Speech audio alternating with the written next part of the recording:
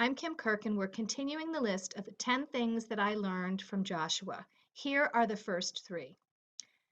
It's good to be mentored. Be strong and courageous. Stay in the Word and do it. And number 4 is take a step of faith. Now, we all know that we are called to walk by faith, not by sight, but there is a literal example of people taking a tangible step of faith in the book of Joshua. Let me set the scene. The Israelites are getting ready to go into the promised land, but the barrier between where they are and where they need to be is the Jordan River.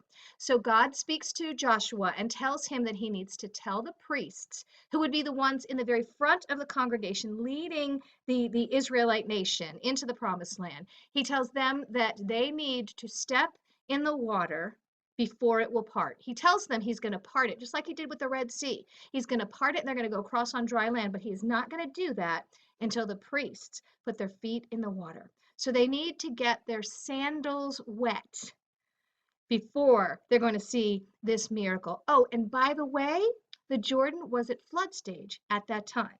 So can you even imagine? And then to add even more onto that, the priests were carrying the Ark of the Covenant, which was the most sacred object to the Jews, not because of the box that it is, but because it demonstrated, it represented God's presence among them. And they had to leave the bank, step into the water before they were blessed and wowed by a miracle. What is it with us? What do we need to take a step of faith to do? Maybe it's to make that phone call or to end that relationship.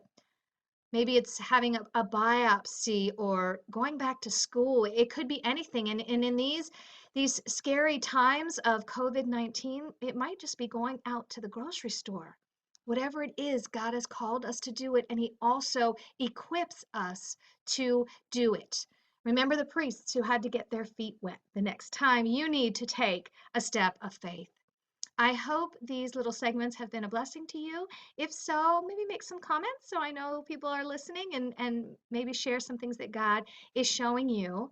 And I'm just asking us all to just step out of our comfort zone, whether in big or little ways.